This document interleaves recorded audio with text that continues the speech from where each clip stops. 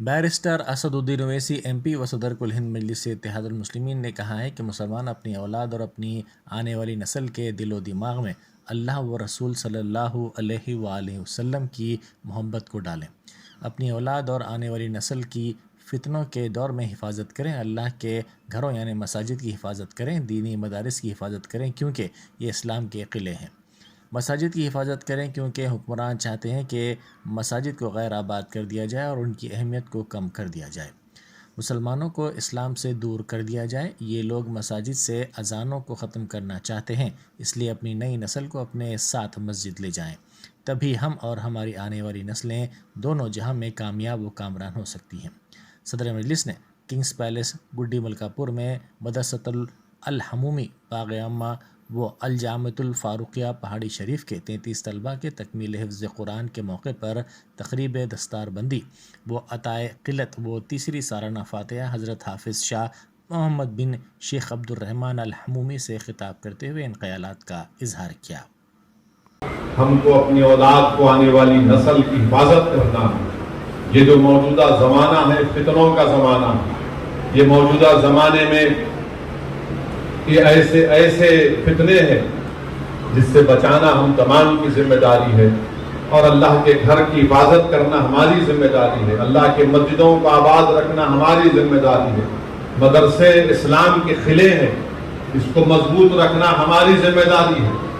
اگر ہم اپنے مدرسوں کو مدد نہیں کریں گے، حفاظت نہیں کریں گے، اور جو لوگ آج ایک سازش کے تحت یہ کہہ رہے مدرسے والے ایسے، مدرسے والے فلاں، میرے بھائی یاد رکھو اچھے اور برے کی تمیز کہاں سے پیدا ہوتی؟ مدرسوں سے پیدا ہوتی۔ دین کہاں سے سیکھتے ہیں؟ مدرسوں سے سیکھتے ہیں۔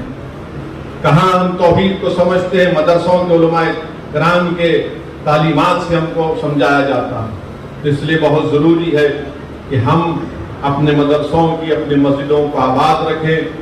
اور آپ سے کہہ رہا ہوں کہ ہمارے معاشرے میں ہم لوگ ان لوگوں کو یوٹیوب پر دیکھتے ہیں جو سب سے زیادہ گالی دیتے ہیں۔ ارے کیا گالی دیا، دیکھو ایک عجیب ماحول ہے۔ جو سب سے بدترین جس کی زبان ہوتی ہے، گالی گلوچ کرتا ہے، آپ دیکھ لیجئے ان کو دیکھتے ہیں۔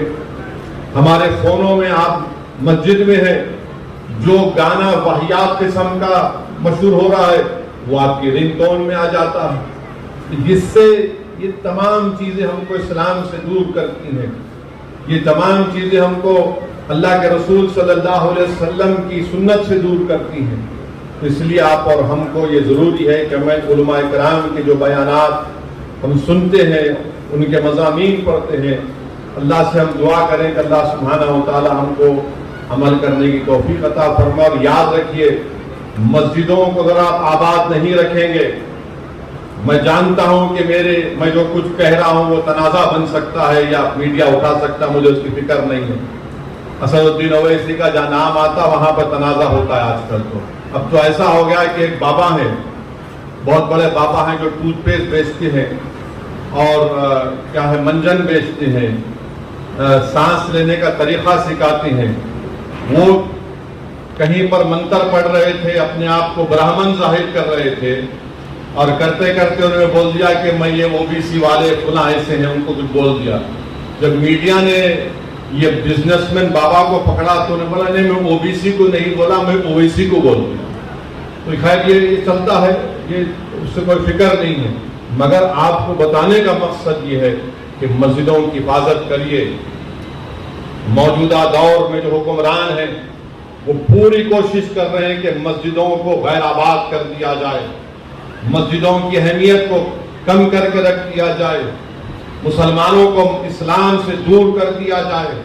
اس لیے ہماری ذمہ داری ہے کہ ہم مسجدوں کی حفاظت کریں، اور قدرت ہم اور آپ سے پکار کر کہہ رہی ہے کہ تم ایک مسجد کو کھو چکے، وہ تمہاری غفلت کی وجہ سے ہوا تھا۔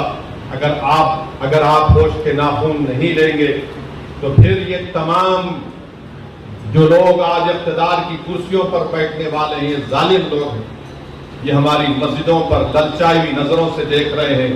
وہ جانتے ہیں کہ مسلمان کو مسجد سے دور کر دو پھر یہ نہتا ہو جائے گا۔ اس لیے بہت ضروری ہے میرے عزیز دوستوں اور نوجوانوں اور ماں باپ अकेले मत जाइए मस्जिद को, अपनी औलाद को साथ लेकर जाइए। सिर्फ जुमे के दिन नहीं बल्कि हर वक्त की नमाज मस्जिदों में अदा करिए।